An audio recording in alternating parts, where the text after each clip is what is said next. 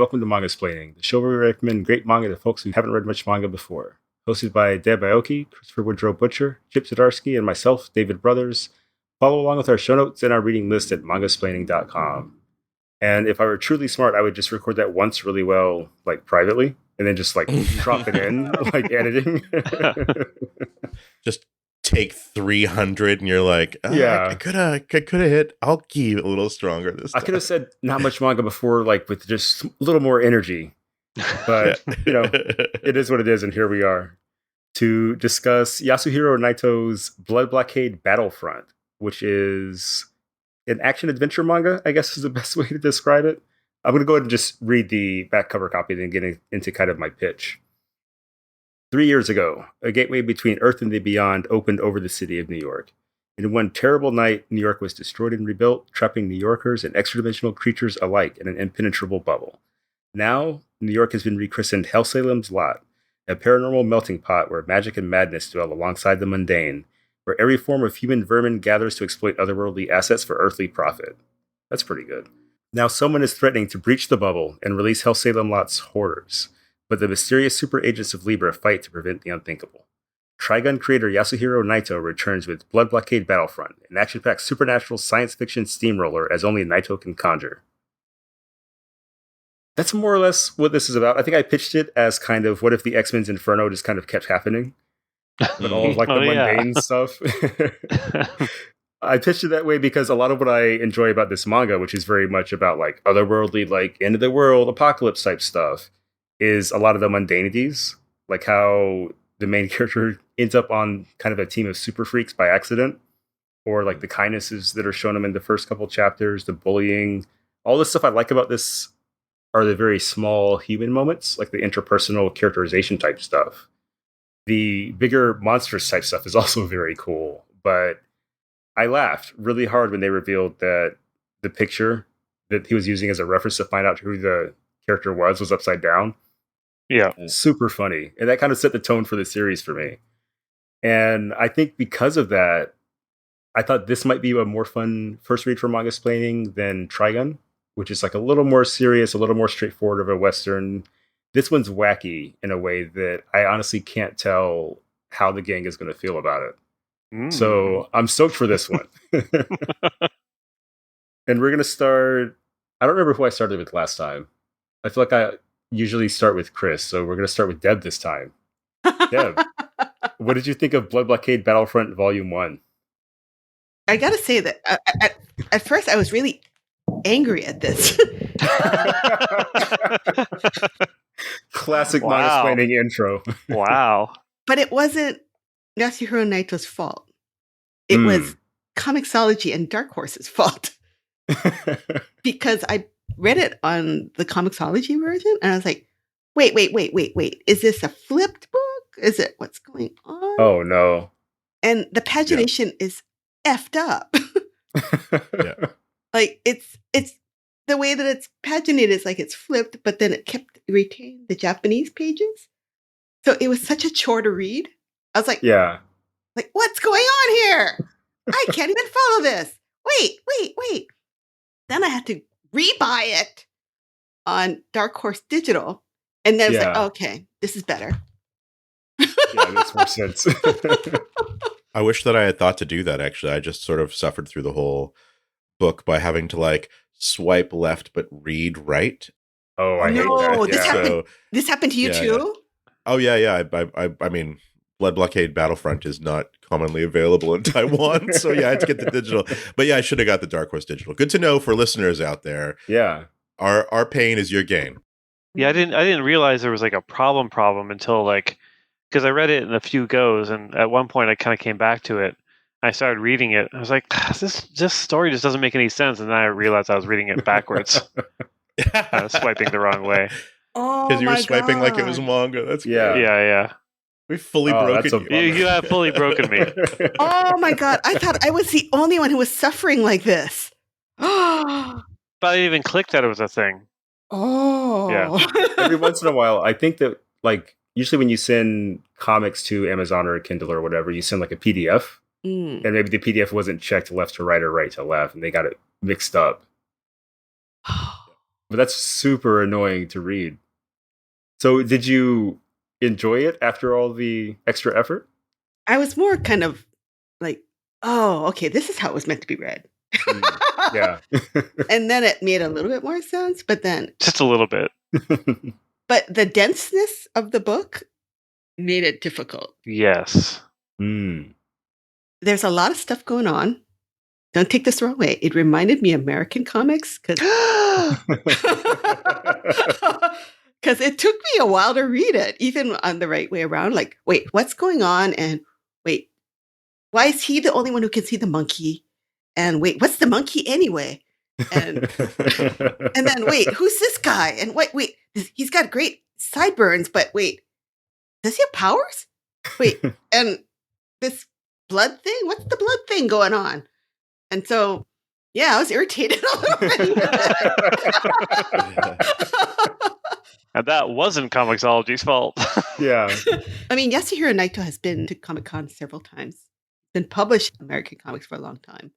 Mhm. He seems to really, his sense of humor, the manicness of his storytelling, and his mix of like making really dynamic action and, having that little Tex Avery pause where Bugs Bunny looks at the camera and goes, haha, what do you think of that, huh? Yeah. Ain't I a stinker? It's a wild ride. Like I said, it's a little denser read. Mhm. He slams in a lot of characters, a lot of world building all at once in this first volume. And he assumes you're in for the ride. Absolutely. So, yeah, it's kind of it's really interesting because it really does feel like a mix between an American sensibility and a Japanese sensibility. I can totally see it. And Naito's been very vocal about how much he loves Todd McFarlane's Spawn. Oh, There's not as much of it in this volume of Blood Blockade, but when he draws like capes and cloaks and things like that, like Vash is very much like a post-Spawn character at one point and over in Trigun. I have to admit that I had to watch the anime. Oh, for Blood Blockade? Yeah. Oh. To try to wrap my brain around what was going on. Yeah. Did you like it more after? It helped. Yeah. It helped. I think the anime is pretty strong. I did the same thing, actually, where it was just like, I read the book and I'm like, this seems very idiosyncratic as a manga. How did this become such a popular, this was like a mega hit, right? Yeah. So I watched the anime and like even that opening scene of the book, which is actually really strong in the book, where you sort of like zoom in and then see that like not all the people are people necessarily. Some of them are monsters, very Inferno or whatever, is handled in a way that I think allows that idea to really breathe in the anime a little bit more than it does in the manga.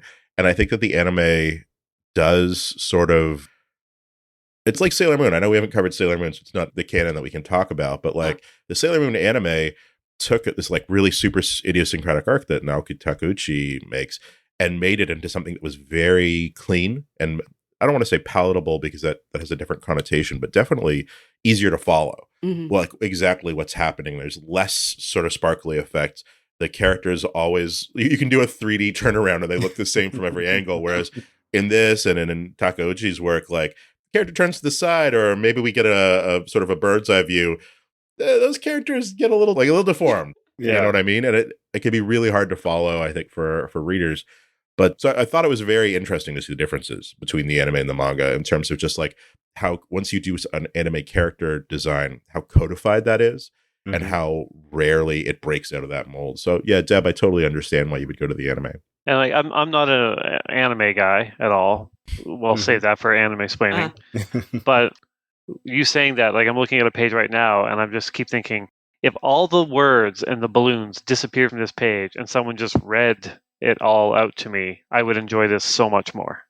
Like what's happening? What do you mean exactly? Like it's so cluttered. The lettering, the word balloons, like it's covering half of a page in a lot of cases.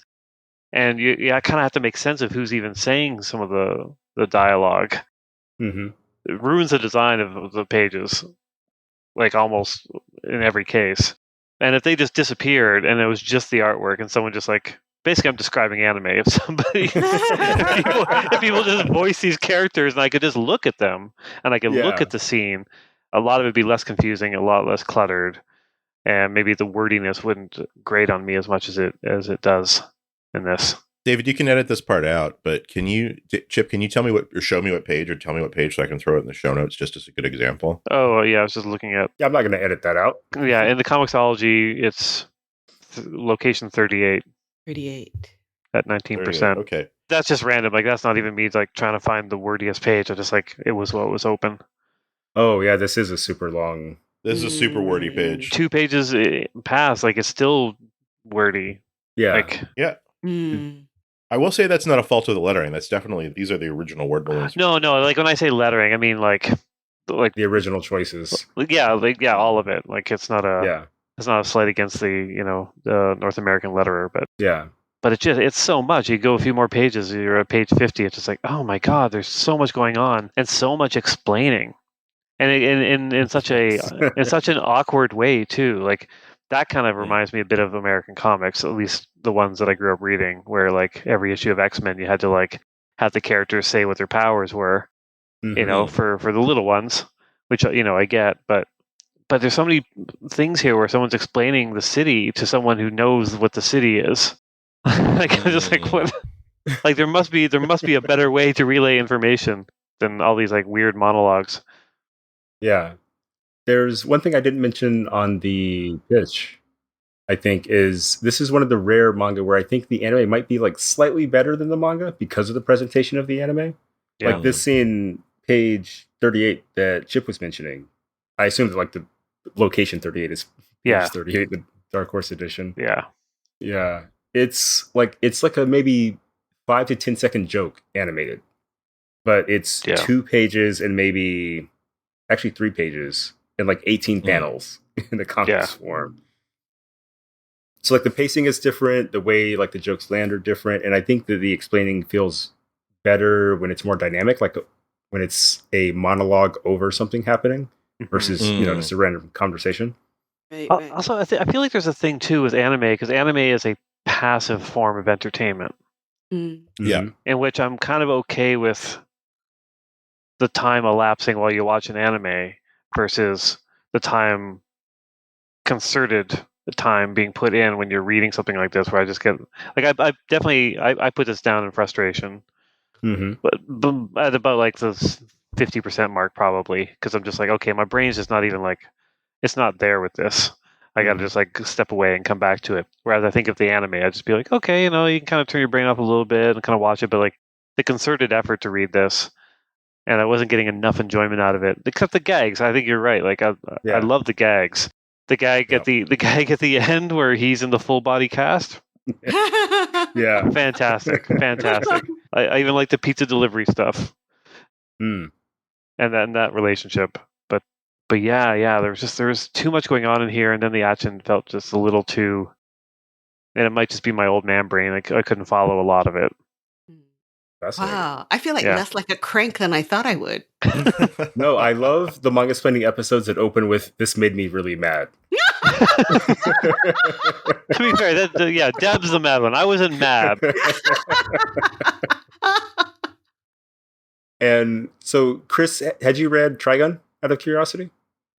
I actually had. I was always sort of aware of Trigun, but it was when I was very firmly in my selling manga phase when I was working at the comic book store. Yeah. And it was just sort of like, there was too much stuff coming out, and I had my favorites, obviously, pales in comparison to what's being released now. So it was like, I was always aware of what was happening in Trigun and how to sell it and, whatnot, but was never a super huge fan of the series. Like a lot of people around me were, like a lot of buds were really big fans.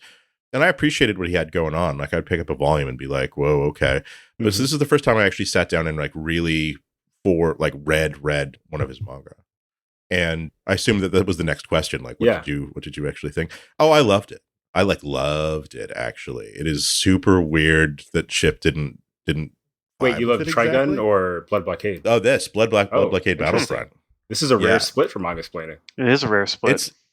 It's here's why I liked it. Idiosyncratic, in my estimation, is good. I am so sick of manga with like cookie cutter, like perfect anime character designs, like people that have grown up drawing characters at, like and this is unfair, but like with Pixiv accounts, like their whole lives, so they know exactly what like a girl anime face is supposed to look like.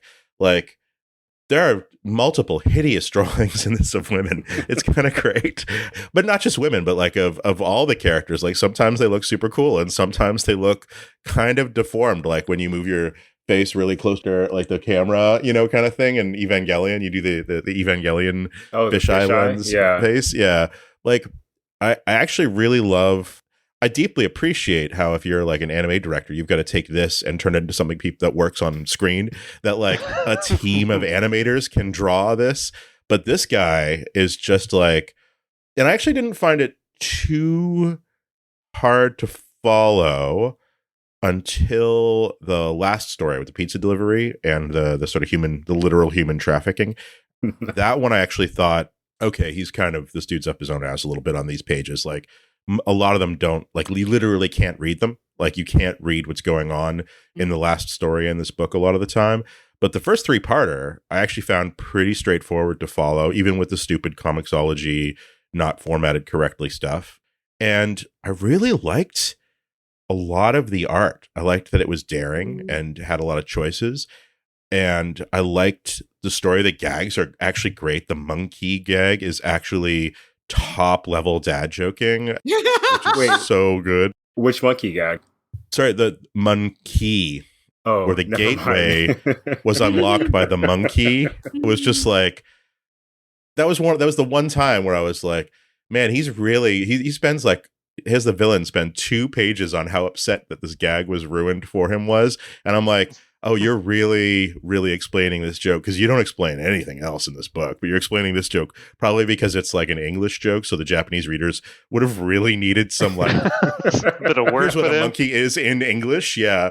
But no, I actually really liked it, but I couldn't actually figure out what was going on in the last story with like the blood and the thread and the whatever. It was all like it was a very X-Men like. It was very like, I've done everything I can do. It's up to him now. I'm going to go into a coma. And you're just like, all right, that's the last story. And then when you find out what it is, what he actually was doing, no spoilers, you're like, oh my God, that's actually such a good, weird ass use of a superpower, right? Yeah. Like there's some good, weird superhero shit in here that I am totally down for. Like it scratched that itch for sure. Yeah,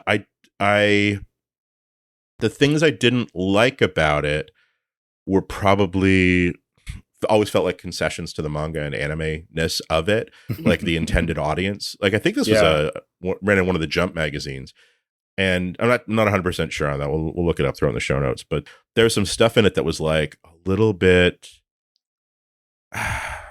When you say something's really manga-y, you have to take the good with the bad, I think. And I was thinking about this before I started reading because I had downloaded. Well, I'll spoil it. I downloaded and I purchased Crying Freeman. Oh, yeah. We were talking about Crying Freeman on the Tokyo Scope episode with Patrick Macias and Matt Alt. And it's like, oh no, that's because like none of Bronsson's like work is available right now. Like, and it's like, well, that one was available digitally, but a lot of the other stuff had gone out of print. And I was like, oh, I'm going to read that and see if we can make it a manga-splaining pick. And I started reading it. And I'm like, oh my God, this is manga-y. Like, this is manga. There's like, you're doing this stuff thinking that this is the end product, that it's never going to be anime. It's never going to be, and it ended up being it. But like, even that was like, it looked like moving manga as opposed to What? to Sorry, anime. what made it manga-y? There's something about putting stuff down on the page where you're like, when you slap ink down on the page in a certain way, and when you tell the story in a certain way, it just feels like, I'm tempted to say more old school, because I grew up watching manga and anime in like the late 80s and early 90s, and then sort of went from there. But it's not that. It's just like when the end product of your creativity, or of a mangaka's creativity, feels like it's the thing that you're reading, rather than maybe there's going to be an anime or a movie or a live action drama or whatever down the road, when you're like not filing the weird edges off of your work and you're telling the story the best you can in the medium that you're working in, that feels, and you're idiosyncratic as hell and it's got all your weird shit. Like this has like puns and dad jokes and like weird characters screaming out their moves as they do them. Like everything that Nightow Sensei likes is in this book. Like, Yeah. To Chip's point, there's too much of it. Like, I agree with that. Like, this is all too much. Man, I'd always rather have too much than not enough. I'd always rather have, I'm eking out this shit so that if it goes to series, I can have 27 volumes or 30 volumes. And that's what this feels like to me. Yeah. I don't know if I could defend it better than that. I like the Crying Freeman point quite a bit because one of my favorite dumb twists in comics ever is in Crying Freeman. And I think that they commit to this bit so hard that it kind of speaks to what you're talking about, where imagine like a giant empty warehouse, like in a crime movie. There's 6 guys in a huddle talking about how they want to kill their boss. Like, Love it. Like a bigger cut, more drugs, blah, blah, blah, blah, blah. There's a very small pile of like fish in the side of the warehouse because it's like a fishery, let's say. These guys are talking. They have a plan. They're like, oh, yeah, we got to hire so-and-so. The fishes like shiver. The guys look over and their boss stands up from the middle of this pile of fish, which was less than 6 inches off the ground. I got to stress. In a white suit, white hat, perfectly like clean, and intimidates them. And it is incredible because you're like, you don't think like, wait, how did he get under there until you finish the chapter? You know, like you're so wrapped up in their idiosyncratic nonsense that it's perfect. Mm-hmm. Yeah, 100%. Yeah, I totally agree with you. And like that kind of like crazy ass manga stuff, is what attracted me to the medium at first. Like people just going all out with like, I've got an idea, and it clearly wouldn't work in live action.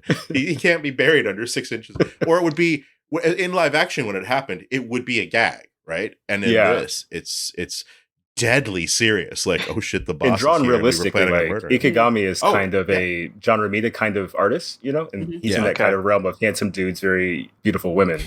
Yeah, and it shouldn't work, and yet it does. And that's part of the beauty of that kind of manga and kind of buying into the world the manga is trying to sell you on sometimes. Because I agree, this one is very dense. And it's funny because I feel like this is better visual storytelling than what was in Trigun, his previous series. Wow. Really? I think because he simplified his line work a lot. It used to be much more scratchy, more obviously hand-drawn. Bigger panels with more abstract things happening in them, like someone thinking about something and things happening versus like a physical action happening. So this is like his mainstream approach to comics making. And somehow it works. I think his ideas are strong enough that it's still connected with people. Like even with the density, there are a ton of words in this thing. But like the character designs, everyone looks cool in like the start of a different anime, I feel. It's like an Avengers kind of thing. Yeah. Like the Blood Guy is one deal. Chain Sumeragi she's a werewolf who can decrease how much people can notice her. Like that's her superpower until she becomes like a quantum phantom and can sneak into things. Can you even hear yourself now? I can't. And everyone's like, oh no, like she's a werewolf. We got to be very careful. There's all this stuff in here where if you explain it, it kind of stops working a little bit. Yeah. But in the moment, it can be very touching or funny, like the upside down head thing. It's such a like simple gag, but so good in the moment because it's ramped up so high. Volume 2 or 3, I think it's volume 2, has a chapter called "Don't Forget to Forget About Me," about a kind of mushroom-looking character. He befriends Leo Watch, the main guy, but when the mushroom guy gets stressed, he puts out spores that wipe your memory. So he's homeless. He's always trying to beg for hamburgers from people, and people are like abusive about it. But he befriends Leo Watch. They have a little thing, and they bond over their love of the artist Ron Jamita Jr.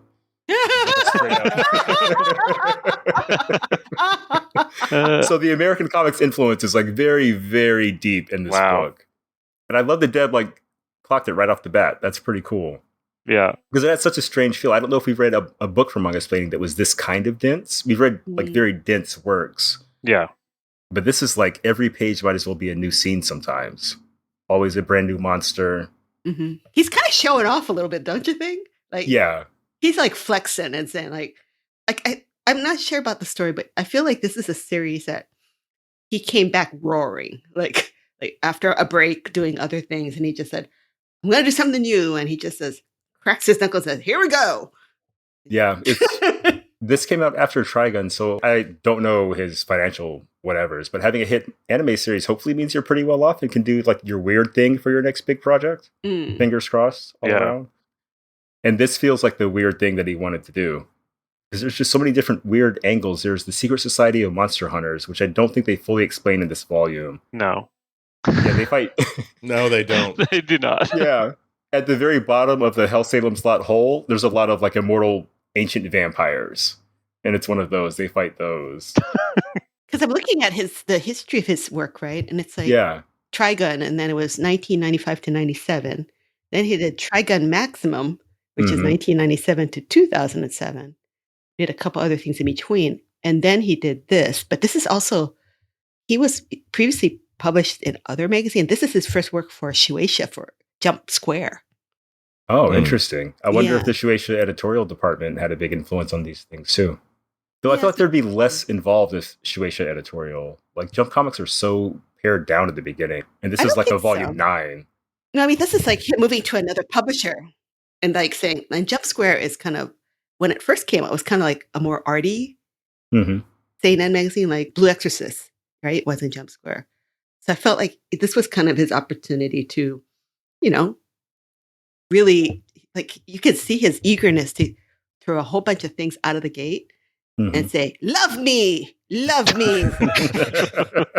keep this going on for a long term. I got lots of stories still. Come on, kids. You love this. Nice. I don't know. I'm just guessing. I will say that there's a clarity those first like even though he does it flashback and then flashes forward and then flashes back again, like, which is not one of my favorite devices. There is a clarity to the writing a letter home to your sister opening chapter that makes it, that's like, here's how we're going to onboard you into what's happening in this crazy ass world I've invented. That is pretty clear. Like, you can start reading this and understand kind of what's going on, okay? But the first time it flashes back without warning, then it kind of goes off the rails, I think, a little bit. But it's funny that you said that, because this is after he's done, looks like maybe 20 volumes of manga. This is the volume 21-ish kind of a thing. So like he has put out some pages at this point. Like, he's done his 1,000 pages of work to get to this point, which I think is, or at least 400 anyway. He's done 3 Akiras, which is fine. That's our yeah, that's how we measure things. If the Wikipedia entry is accurate, then basically he took a 2-year break between Trigun Maximum and this. That sounds like enough time to enjoy resting from drawing, like monthly comics for 15 years, and then to get bored and want to do another one. Yeah, but yet not enough time to hire a good editor. Yeah. Ooh, ouch. Whoops. That's actually a good segue, because Chip, I've got a question about this one for you. What do you think of his draftsmanship? You mentioned the page design kind of being blown by the lettering sometimes, but like, is he drawing well? Sometimes. Like, he's pretty hit or miss. There are some drawings where I'm like, what? Like, is this the same person doing it? And his paneling is sometimes a little unusual, and with added panels and beats that don't really help things. Like, there's clearly stuff he quite enjoys drawing. He enjoys drawing the monsters, and he enjoys drawing the city. Actually, like, one of my favorite visuals in this, maybe my favorite visual, is the building being sliced. Oh yeah. Like, it's a really, really cool shot and really well done. Yeah, but like, I don't know. I've got, again, this is like a random page that I just happen to have open. And location 139 in the Comixology, which I believe there's no page numbers here. It's this one. Oh yeah. It also has a flashback halfway through the page. Page 137 in the Dark Horse edition. Yeah, and it's like there's the weird things, like there's the weird middle panel that's just like a weird slice that doesn't add like anything at all to the pacing. And then there's this drawing of him being knocked back, which is like just such an awkward drawing as well. Like, so much of that page could just be redesigned to make it clearer and more impactful from my point of view. But he's just like, he's clearly just going for it. He's like, I'm just going to do this. I'm going to do this. I'm going to do this. And I'm going to move on to the next page. And that's that. which, fair. I mean, all power to the cartoonist.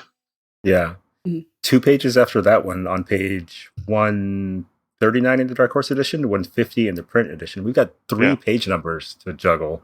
Yeah. It's the one where they're riding the scooter together. I love that. Yeah, that's great. That's a great drawing. Yeah, the drawing of his face on the glass. Yes, I feel like I've never seen something awesome. like that before. That's so good. Yeah, it's super good. And immediately, like a page after that, is the reveal of the dry cleaning wagon being something else. Yeah. That's quite good. Yeah. There's some really good sharp drawings in here. I mean, that's like a George Barris, like Munsters type thing. Like it looks like a model kit. Yeah, it does look like a model kit. It does. Yeah. Yeah. I appreciated Chris's point about how the anime has to balance all of these disparate interests of Nightows and make them one thing. And I think it does like an admirable job. I would say if you enjoy the manga, you should definitely check out the anime. At the very least, listen to its hit closing single, which seriously took Japan by storm. Seriously? I didn't know that. What? Yeah, it was Sugar Song to Bitter Step. It was probably Sugar Song to Bitter Step. Anyway, it's very jaunty and bouncy and friendly. Wow. The ending credits are them kind of dancing in front of a theater. Like all the characters, all the enemies and things come out of it. Oh my God. Yeah. So like they created a vibe that's not necessarily there in the manga. So they feel almost like 2 different things rather than adaptation and original work. Because one issue I have with a lot of adapted anime, let's say, is that it's never as good as the original manga. Yeah. Like the space I have to read, like for my imagination to work as I read, is sometimes much, much greater than following someone else's imagination, let's say, even if it's like a very good adaptation. And the idiosyncrasies in this, I think because they were so weird and so disparate, that I got hooked in a little more than Chip and Deb did. I was like, okay, where's he going to go with this? And the answer was almost always like, nowhere. So it's exactly like Chris Claremont X-Men then. Yeah, it's very much. Yeah. I'm trying to think of how I can discuss the last volume without spoiling it. It's a story that goes on forever, but in a positive way. Okay. Like the framing of the last chapter is another letter to his sister where he's like, hey, I've been here a while. Life is good. And it's like, oh, that's closure. But you're like, well, it's not really closure because I don't know if you earned it necessarily. But there were 13 volumes between now and the first time you did this. So I appreciate, the formalism. But he's done 2 restarts of this series. He's on the 3rd now. It's still going, right? Yeah. Yeah. This says Blood Blockade Battlefront 3-peat. That's the new one because it says started in 2022. Oh, yeah, we don't have that one. We need Dark Horse to do me a favor. Dark Horse needs to reprint these. San Diego's coming up, yeah. Yeah. Maybe they'll... Let's go bug our pal Michael Gambos. People love that at conventions. I know. Request. Oh, yeah. You would appreciate the slide I have because he's going to be on the manga publishers panel that I have. Mm-hmm. The Any Questions panel says, please, no questions about if we're going to license anything. If we haven't announced it, we can't talk about it. Yeah, that's always... yeah, it's very obvious. There's a secret thing there because that's just them making the request. It's not a question, it's a request. It's to let them know that I am also interested in this. Take that to heart. Put that in the back of your head for when you get back to the office. Yeah. I want everyone to boo those people. It's like, boo, you wasted a question, boo. But they don't. So I just checked it, and we actually only got the first 10 volumes of Blood Blockade Battlefront in English, and then the 10 of the sequel, and then the ongoing series, or the 3rd volume right now, we haven't gotten in English yet. So, David, there's so much more Blood Blockade Battlefront to come. You're so lucky. But yeah, that's... I'm going to say that as someone who reads ahead, I can't wait to see what's going on. This looks like a pain in the ass to read in Japanese. I don't think I could deal.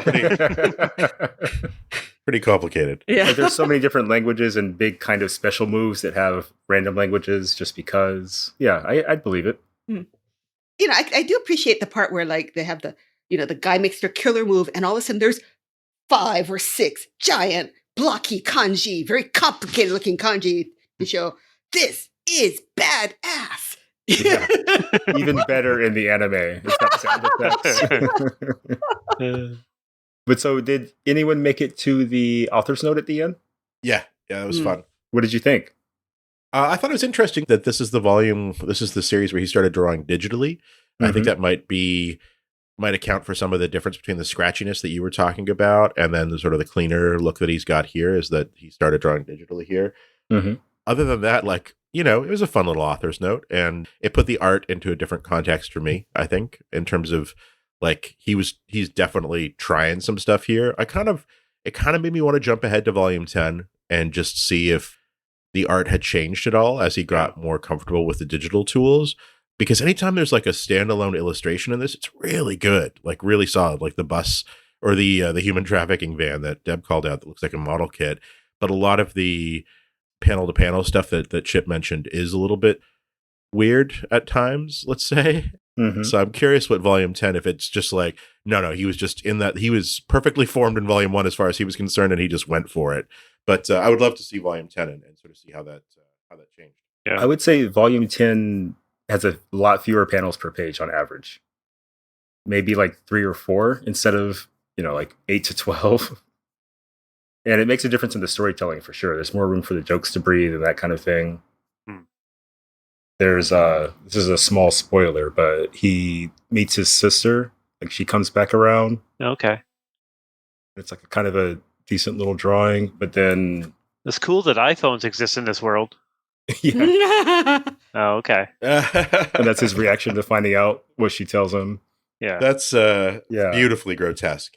So I think he keeps trying new things in interesting ways, and that's definitely something I really enjoy about reading books like this that are so idiosyncratic, that are kind of like just a step off the mainstream. So I got a question about that because, like, obviously I still don't know enough about manga because as I was reading this, I'm like, it felt to me like this feels very mainstream. Like everything about it kind of felt very safe to me because it's like it's still like this young shonen protagonist who stumbles into this thing. There's like a secret society, and like there's the badass girl, the one. Yeah. You know, there's the antagonistic member of the team, and there's like monster scenarios in the world. Like it all felt very much like, oh, this feels like this is possibly a formula within the world of manga, but everyone here seems to feel that it's idiosyncratic. So I wouldn't say it's like who was the bullet Shaky Kane idiosyncratic? It's not like that far out there necessarily. Okay. Yeah. But it is sort of like the book someone would do at Image instead of at Marvel. Kind of idiosyncratic. Or is it maybe it's idiosyncratic in the sense that like Claremont's X-Men was idiosyncratic within the world of Marvel when it started to come out? Yeah, definitely. Because this does hit all those points that you were saying, but it's a less smooth work than Naruto, let's say. Yeah. Where Naruto hits those marks, they're like, we're aiming here, here, here, and here. Yeah. Naito's kind of like, well, I'll have the hot girl, but like she's going to be kind of a dick to my main character and the other characters. Yeah. And she's the exact same design as a popular male character from Trigun, which I thought was kind of interesting. So I think maybe it's someone's attempt at mainstream, but like they can't really hold back their true sicko on the inside. You were mentioning editing earlier, Chip, and I think that that's maybe the editorial hand, is the parts that feel like this is, as you describe it, this is absolutely a like older shonen, seinen kind of a story in that way. It's like there is a character that looks and acts a little bit like how the reader would probably look and act in this situation, but they've got a hidden power inside them that makes them actually secretly the most powerful character. Like that kind of thing. Absolutely. But I think that that's like, those are the bits that make this a book that could be published by Shueisha in Jump Square. Yeah. It's like, you've done this thing that's like deeply weird, and all the stuff that you're into is kind of creepy and weird as well. Here's what we need from you in order to make this a book that we can publish. Yeah. And I think it's those things, because as soon as that groundwork is established, like that framework, he pushes outside of it and starts doing just grotesque monster deaths and crazy, like half a monster is running around being gross and like murdering people as much as he can. Like that's the kind of stuff that I think he would like to draw, the like Todd McFarlane, violatory, like gross, violent stuff. And like here's the framework we've got to get you so that it can exist in this magazine so our readers understand what you're trying to do. And I think that's what editorial is in a lot of my experience in Japan in these kind of magazines. If you want to do something outside of that, you go to a different magazine. And I think that's, and every magazine also has its own flavor of like what is acceptable, what is like, I've really been doing a lot of research trying to figure this out in one of the day jobs. It's really interesting. I know Deb has been looking at it too. It's like, what makes this a Shueisha shonen title versus a Kadokawa shonen title versus a Kodansha shonen title? And like, you could see the slider move. You know what I mean? And it's, again, you haven't read obviously as much manga as the rest of us are forced to. So it's probably less apparent, but like, that's, I think, where the dividing line is in terms of what you're talking about. Yeah, I'd be interested to know if it's like the editor or just the instinct. Like if you know, like if I know I'm pitching something to Marvel or DC, I know what needs to be in that pitch to sell it to them, even if I am sliding in like a weird thing. Like the manga market seems very much like, oh, you need the young protagonist and blah, blah, blah. And maybe there's, the badass characters. Yeah, how much of that is just the anticipation of the author as to what the magazine and the editor are going to want, and how much is just the editor being like, what, you just pitched me a thing where it's just this monsters and there's no characters? You need to have characters. Do you feel this is more or less out there than Chainsaw Man?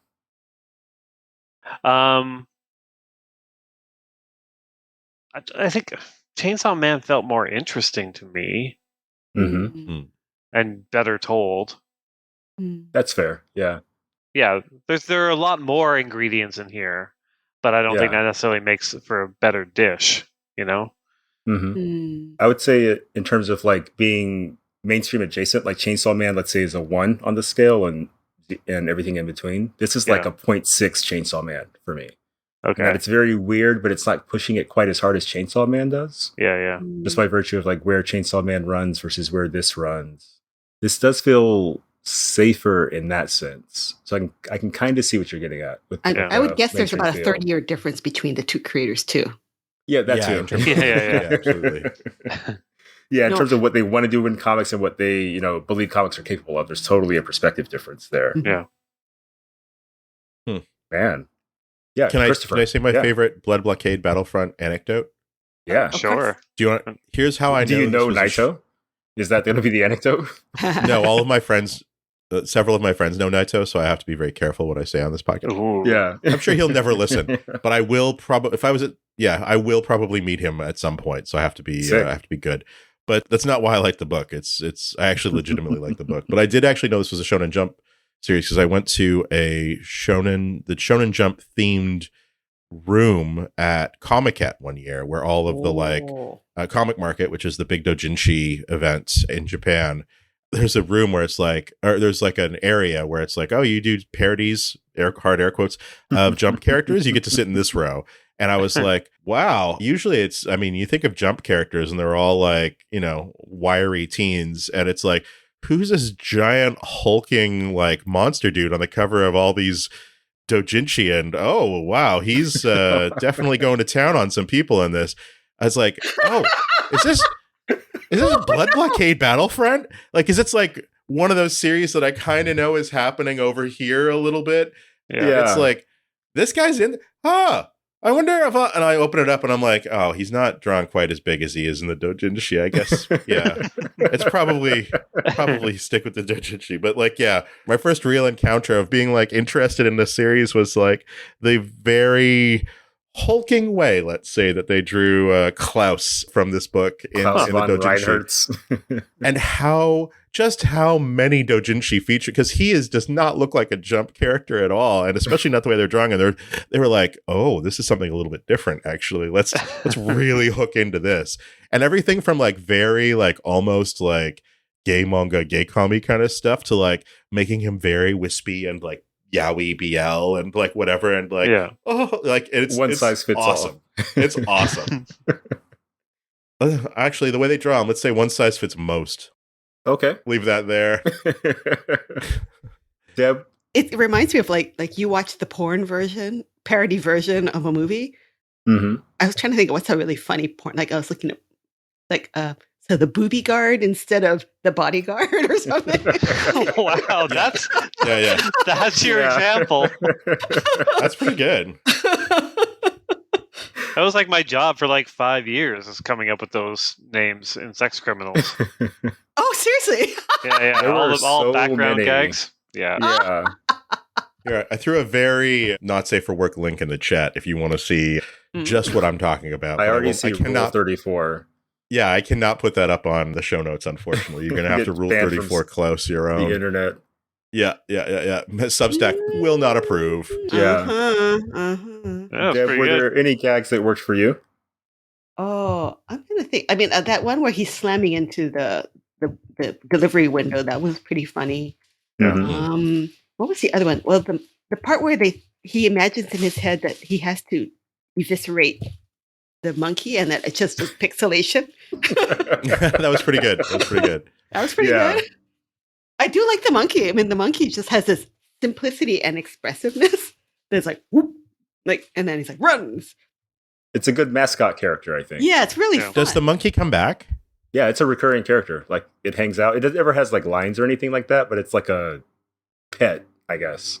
Oh, because I know the mushroom guy kind of becomes a mascot for the book that you were talking about that releases the forgetful spores. Who wants Because the I've seen hamburgers? like Yeah. eating hamburgers. Like I've seen like keychains and like plushes and stuff of him when the anime was running. Like he was everywhere for a little while Yeah. there. But I didn't realize the monkey as well. So he's got two mascots. Wow, he's 'Cause it's really like- going all out. Trigun had like the black cat that popped up a lot. Like Yeah. that kind of thing. Oh yeah, every series Yeah. needs a mascot character. Like again, this is like both the editorial and the The thing. genre demands it. the genre demands it. Yeah. Oh, I like the scene here, like on 119, where the villain is like going, shit! Why didn't he kill it? Like, look where he's like knocking over his villain chair. Yeah. That's hilarious. That guy's name, like Femto, whatever. Femt, It's different from yeah. volume to volume. They changed the localization up a little bit. Just ridiculous villain. So, Chip, was there anything that you enjoyed in a final thought kind of way? I mean, my favorite gag was probably when he decided to blind his wheelchair-bound sister. Mm. She chose. Very funny. Wow. Wow. Oh, my favorite gag is still the reveal of him in the full body cast. Yeah. But yeah, I mean, I as is always the case with these conversations, I think I like it more now than when I came into the conversation. Hmm. But yeah, it's all still a bit too much. I think what I said earlier about all the ingredients don't necessarily make a good dish. That's how Mhm. I kind of still feel about it. How would you feel if I told you that he basically puts Abe Sapien in the cast in Volume 7? All right, I'm in. Or sorry, on the cover of Volume 7. He joins the cast much earlier. Oh, okay. And it's like, hang on, I got to show you this. It's like literally Hot Fish Dude. Oh yeah. Ooh, hot fish, dude. That's like And he's- exactly Abe Sapien. And he's Zap's rival. They come from the same martial arts school. But he's like the good student and Zap's the crap student. Oh, I also wanted to point out, I like the fact that at some point they talk about a treaty between the two worlds. Yeah. I'm like, what kind of treaty would you have with this? These characters that could have giant monsters cut through buildings. I don't know. That's how treaties work. I gotta say, his New York looks a lot like London sometimes too. Yeah. Yeah. I think that's part of the fun, maybe. Well, London is the evil demon New York. I think we all Yeah, agree. we all know that. Yeah. That's why they call it the Toronto. smoke. No, we're the good New York, actually. I see. I don't know why I'm defending Toronto. I've left. Sorry. Oh. Wow. We're going to leave that down. No, the only reason I brought up Toronto because it's in Toronto, like where they film New York scenes, but it's cheaper. Yeah. Yeah, Oh, no, yeah. that's like a rite of passage. It's like walking down the street and seeing like a New York cab and a New York subway station in Toronto. That's great. Oh, I put another one in the Yeah. chat. Yeah, that face actually is such a good gag. Yeah. When Oh, she I sort love of this looks joke. over, work harder, and she's just like, eh, and then they describe the face. That was actually really good. I actually Yeah, screen that's pretty capped that while I was going through because that's a good one. And better in the manga than it is in the animation. Hmm. Like, I think because the word balloon is so packed in the Mm-mm. manga, like it's a funnier visual. Yeah, makes sense. It's kind of uniquely, I want to say it's uniquely Japanese because like I can look at my mom and I can immediately see, oh yeah, that's what she's thinking. Like paragraphs worth of meaning in just that one look. Yeah. Awesome. David, have you watched FLCL? Fulikuri? Fulikuri, yeah. I haven't seen the 2 sequel series yet. I've been procrastinating on those. I don't think that those exist. Wow. I think it's only a 6-episode OVA that's perfect. But that's what this was reminding me of. The manic energy, the like faces, the reaction shots, the characters constantly talking to one another in like in between action sequences where it's just like so much back and forth and so much text. And Fulikuri is an anime, it's by Gainax, but it's like it's an anime that has in Japanese subtitles that go along with what the characters are saying at certain points because so much information is being like vomited at the viewer. Like it's really trying some crazy shit. And this reminds me of that. Just like constantly going. And the music just kicks ass. Pillows Forever. But I could totally see that, not influence, but that parallel in this. Yeah. Yeah, I don't think it's an influence at all, but it's like that's the kind of manic energy that a lot of anime used to have when I was growing up. Mm-hmm. Sounds so old. But like thinking about like characters sort of like chirping at each other and even talking over each other sometimes, this feels very much like that, like a product of like, and FLCO sort of felt like the last anime that I watched that was really like that really hit in a good way and was maybe like the zenith of that kind of storytelling of like young people doing stuff that felt super important and like end of their world kind of stuff. You know what I mean? Like, yeah. So there's definitely like, maybe that's the energy is like, there's just this like, he really is 20 to 30 years different space than Fujimoto Sensei who does Chainsaw Man. And I think that there's just a different sensibility here, but I absolutely vibe on it.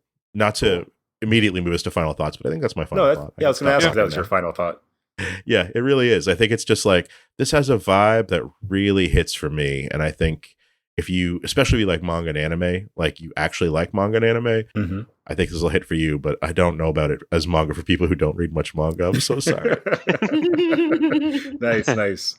Also, I forgot that they bring Venom into this as well. Like just straight up. Of course. Just straight up Venom's in it. Yeah. Wow. Let's get Chip's final thought and then Deb's final thought. I think I already just kind of gave my final thought that it's not necessarily for me. I like the gags. There's some okay drawings, and there's too many ingredients. Solid. Yeah. Deb, what do you got for us? I'm going to have to read this again when I'm not feeling so angry at Comixology for making me buy 2 books. Yeah, that's ludicrous. They should at least return it. Yeah, ask for a refund. Yes. Yeah. But, you know, I appreciate his the energy that's going on here. And I have one of his books, the pen and ink book, the D&Q. Oh, yeah. Geez, yeah, there it's just you Venom. go. Amazing. Book. He has this how to draw manga book, how to ink. That's really masterful. That's one of the better how to draw manga books, and it's unfortunately out of print. But you can see in that how much he loves drawing and how much he loves showing action and stuff like that. I would say maybe this particular first volume is a little bit too much of a good thing. Nice. That's very kind. Yeah. But I'm curious enough now to maybe read some of the other volumes and see whether he calms down a little bit and doesn't try to jam so much in. Yeah, I can recommend a couple of volumes that have interesting, like there's not really an overarching story necessarily, but a series of vignettes. So there have been some really nice short stories. There's one I like a lot. There's a character introduced, I believe in volume 2 named KK, who's kind of a blonde, like deadly assassin character, who's also like a proud mother, like a housewife in her off time. And one of her missions is basically to guide a mission while she's at a parent-teacher conference. Through like, high-tech glasses and that kind of thing. That's incredibly relatable. Yeah, right? Yeah. Very goofy, very funny.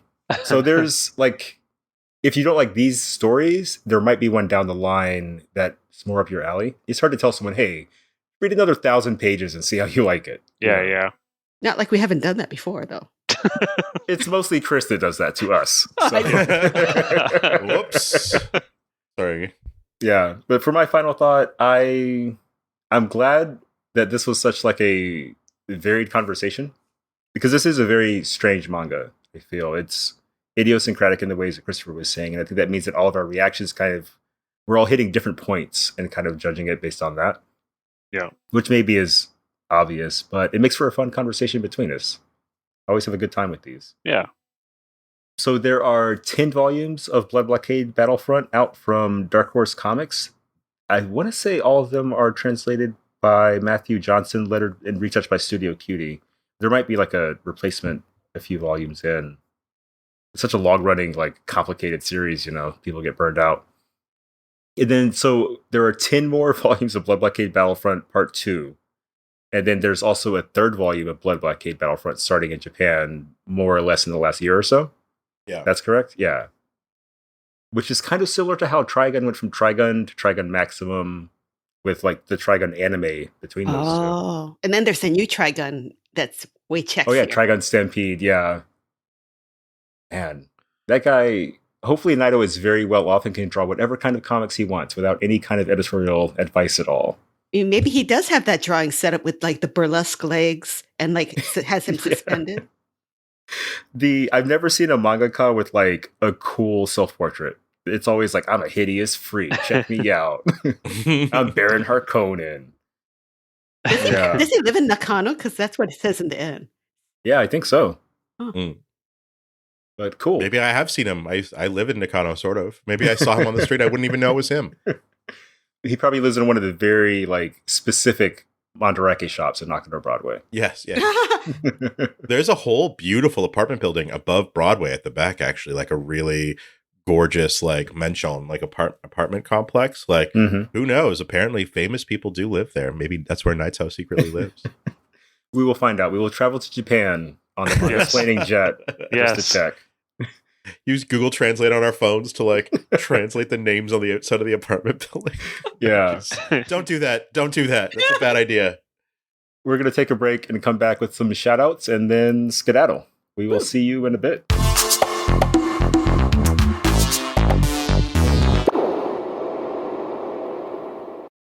And we are back from yet another probably interminable commercial break. We've got shout outs. Deb, I think you got a shout out for us this week? Yes, once again, I am doing recency bias, meaning the last thing I bought. Yeah. And that is March Comes In Like a Lion by Chika Umino. Oh, It finally came out. Yes. And that's why it's a shout out, because it has been delayed and delayed and delayed. I visited the Denpa booth and I bought a stack of books, and that was one of them. Mm-hmm.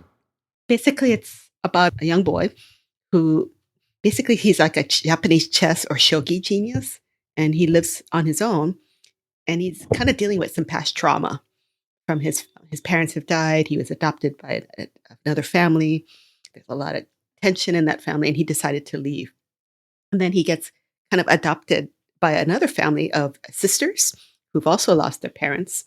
And it's just kind of both heartwarming and dramatic and full of very hungry cats who are very adorable. All right.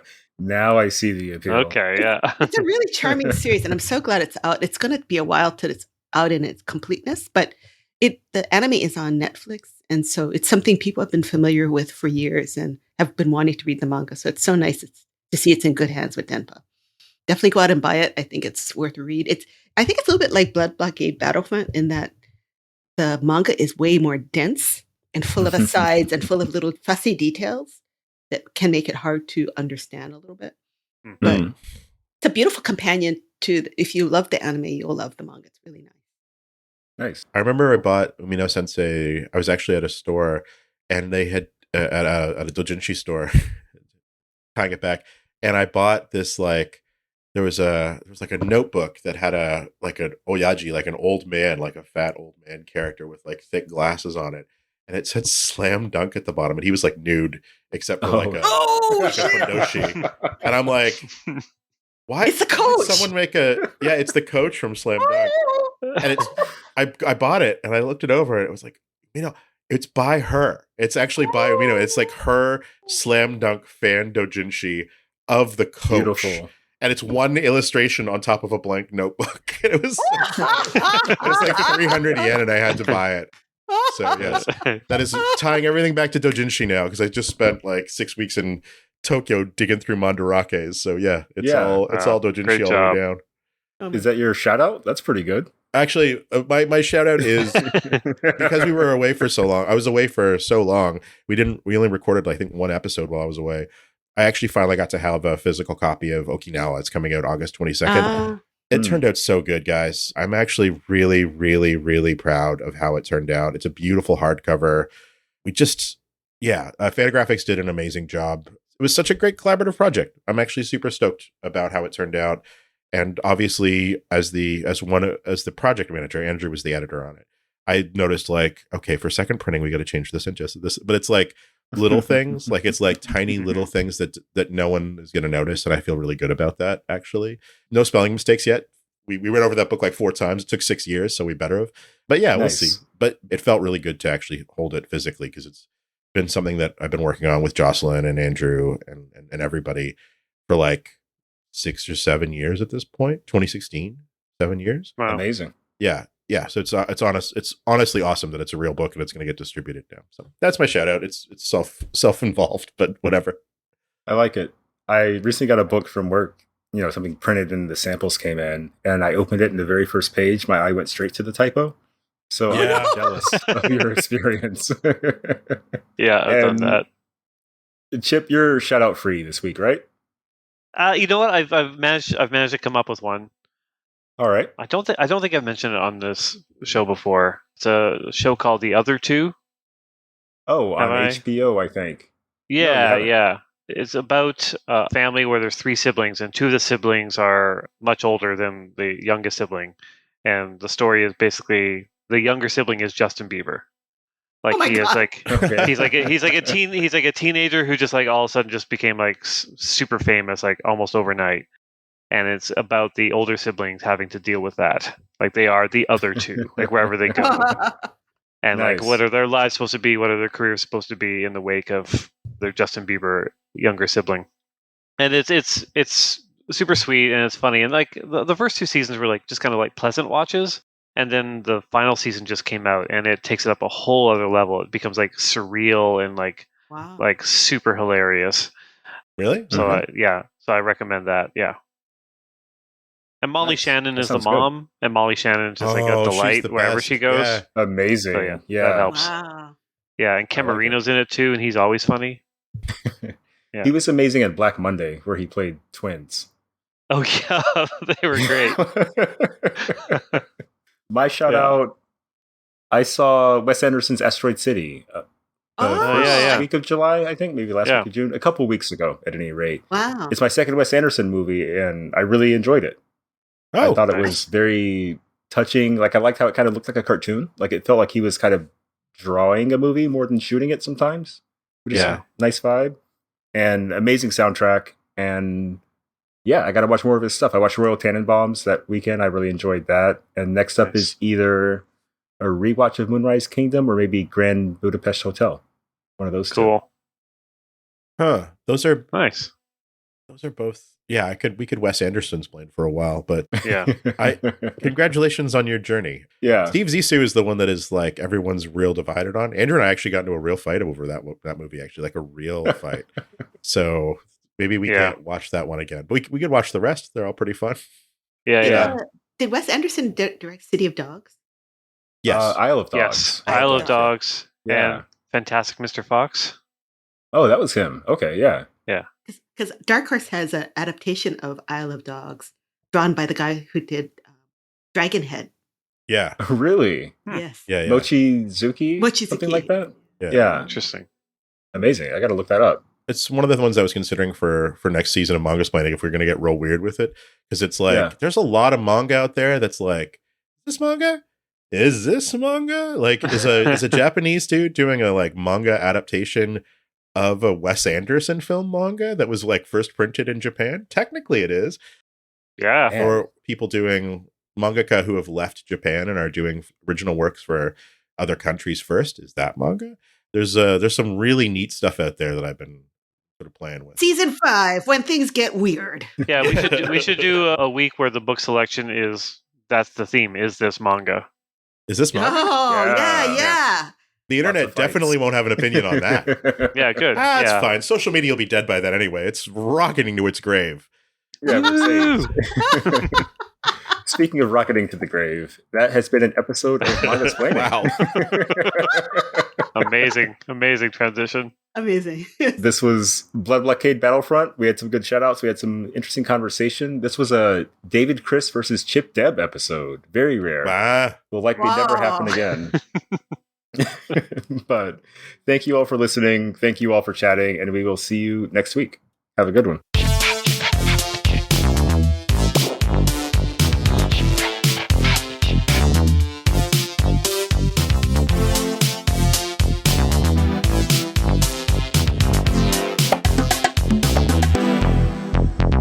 This has been Manga Splaining, episode number 104, Blood Blockade Battlefront. Thanks for listening. For our next episode, we'll be discussing the manga Goodbye Eri by Tatsuki Fujimoto. Want to pick up a copy? Consider supporting your local comic book and manga specialty shop. Find one near you at comicshoplocator.com or check out your local library for print and digital lending options. You can also follow along with our complete reading list at mangasplaining.com or check out our newsletter and digital publishing endeavor at mangasplainingextra.com. Thanks to DADS for their musical accompaniment this episode. At Grand Canyon University, we believe in equal opportunity, and the American dream starts with purpose. Whether your pursuit involves a bachelor's, master's, or doctoral degree, GCU's learning environments are designed for supportive networking and collaboration. With over 330 academic programs, GCU provides a path to help you fulfill your dreams. The pursuit to serve others is yours. Find your purpose at GCU. Private, Christian, affordable. Visit gcu.edu.